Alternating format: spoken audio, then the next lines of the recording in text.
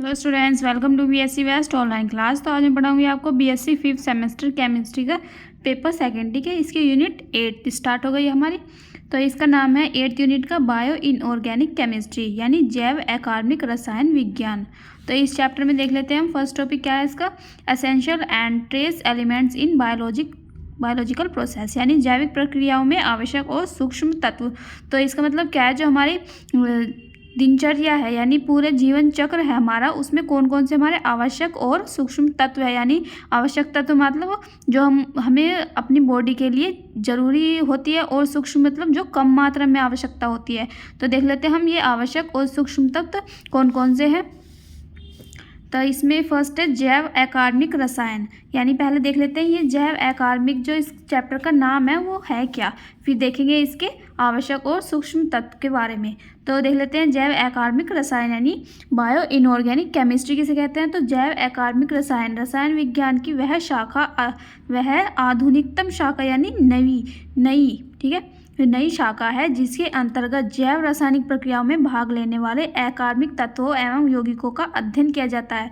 तो हमारे जैव अकार्बनिक रसायन विज्ञान जो है उसमें क्या होता है, हम जैव रासायनिक क्रियाओं में यानी जो हमारे शरीर में जो जैव रासायनिक प्रक्रियाएं होती है उनमें जो भाग लेने वाले अकार्बनिक तत्व हैं उनका अध्ययन ही क्या कहलाता है, हमारा जैव अकार्बनिक रसायन।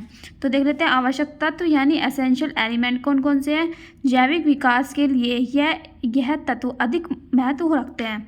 जो हमारा जैसे हमारे शरीर है उसका अधिकतम हमारे विकास करना है, तो विकास के लिए हमें जो जो तत्वों की आवश्यकता होगी उसी क्या कहेंगे हम, आवश्यक तत्व।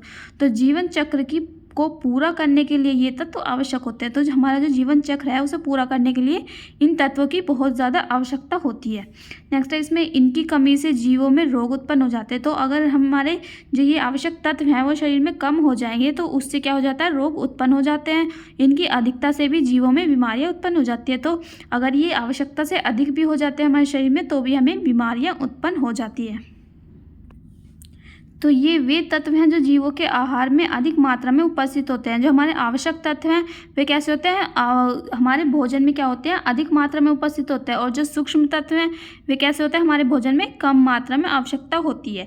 तो देख लेते हैं इसके उदाहरण कौन कौन से आवश्यक तत्व के। पहला है कार्बन, यानी कार्बन की हमें अधिक आवश्यकता होती है, हाइड्रोजन की भी और ऑक्सीजन की भी। Nitrogen, sodium, potassium, calcium, magnesium, phosphorus, sulphur, chlorine, silicon और आयरन, ये सारे जो तत्व हैं वे क्या है, हमारे शरीर के लिए ज़्यादा मात्रा में आवश्यकता होती है इन सभी तत्वों की। अब देख लेते हैं सूक्ष्म तत्व क्या है, यानी ट्रेस एलिमेंट्स, यानी जिसकी हमें कम आवश्यकता होती है, यानी कम मात्रा में इन तत्वों की आवश्यकता होती है लेकिन आवश्यकता होती ज़रूर है। ये वे तत्व हैं जो अत्यंत सूक्ष्म मात्रा यानी माइक्रोग्राम या नैनोग्राम में आवश्यकता होती है। तो इनकी आवश्यकता कैसी होती है, बहुत कम होती है लेकिन होती ज़रूर है। इसे किस में मापते हैं, माइक्रोग्राम में या नैनोग्राम में आवश्यकता होती है। उदाहरण देख लेते हैं ये तत्व कौन कौन से जो हमारे शरीर में सूक्ष्म मात्रा में आवश्यक होते हैं। मोलिब्डेनम यानी MO, manganese, fluorine, cobalt, zinc, copper और आयोडीन। तो ये सारे क्या है, हमारे सूक्ष्म तत्व।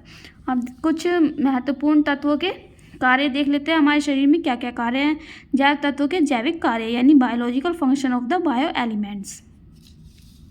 पहला इसमें कैल्शियम। तो सबसे ज़्यादा हमारे शरीर में किसकी आवश्यकता होती है, कैल्शियम की। ये क्या है, हमारा एक आवश्यक तत्व।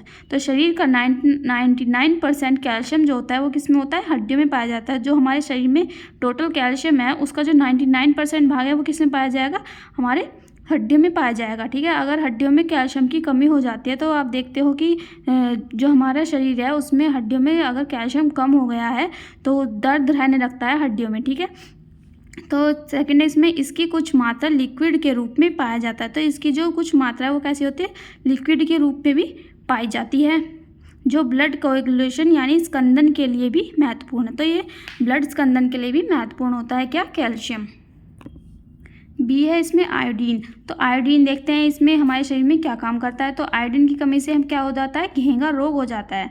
अगर हमारे शरीर में आयोडीन की कमी हो गई तो उससे क्या होता है, हमारा घेंघा रोग हो जाता है। सेकंड है ये थायराइड ग्रंथि के से कार्य करने में भी सहायक है। तो हमारी जो थायराइड ग्रंथि होती है उसमें भी इसे ठीक से कार्य करने में आवश्यकता होती है आयोडीन की। तो अगर आपको आयोडीन की कमी है तो डॉक्टर सलाह देते हैं कि आपको आयोडीन युक्त नमक खाना चाहिए।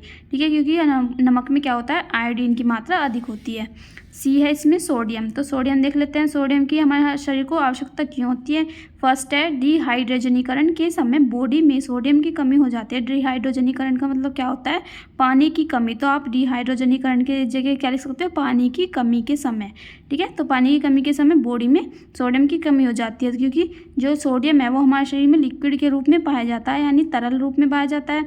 और अगर तरल कम हो जाएगा यानी पानी की कमी हो जाएगी तो हमें सोडियम की भी कमी हो जाएगी, जिससे क्या होता है, हृदय, मांसपेशियां व दिमाग की कार्यप्रणाली में मदद करता है। तो अगर सोडियम हमारे शरीर में अच्छी मात्रा में है तो ये क्या करता है, हृदय और मांसपेशियों व दिमाग की कार्यप्रणाली में मदद करता है। ये कैसे होता है, ये तरल रूप में पाया जाता है। डी है इसमें पोटेशियम। तो पोटेशियम देख लेते हैं, ये हृदय स्कंदन को ठीक बनाए रखता है। तो हमारा जो हृदय जो धड़कता है उसमें भी ये सहायक होता है। सेकंड है इसमें उपापचय की क्रिया में मदद करते हैं, यानी मेटाबॉलिज्म। उपापचय को क्या कहते हैं, मेटाबॉलिज्म को बढ़ाने में मदद करता है, तथा यह भी तरल रूप में पाया जाता है। ये भी कैसे होता है, लिक्विड रूप में हमारे शरीर में पाया जाता है। ई है इसमें आयरन। तो आयरन देख लेते हैं, पहला पॉइंट है इसमें शरीर में 4 से 5 ग्राम आयरन होता है। तो हमारे शरीर में कितना होता है, 4 से 5 ग्राम आयरन उपस्थित होता है, जिसमें से 65% क्या होता है, हीमोग्लोबिन, 5% होता है मियोग्लोबिन, तथा 20% क्या होता है, स्टोरेज में रहता है। तो 65 से 70% तो हीमोग्लोबिन में आयरन होगा और मायोग्लोबिन में क्या होगा, 55%। ठीक है, 5% और 20% क्या होता है, ऐसे ही स्टोरेज में रखा रहता है। सेकेंड है इसमें आयरन की कमी से शरीर वीक हो जाता है, यानी हमारा शरीर कमज़ोर हो जाता है। किसकी कमी से, आयरन की कमी से।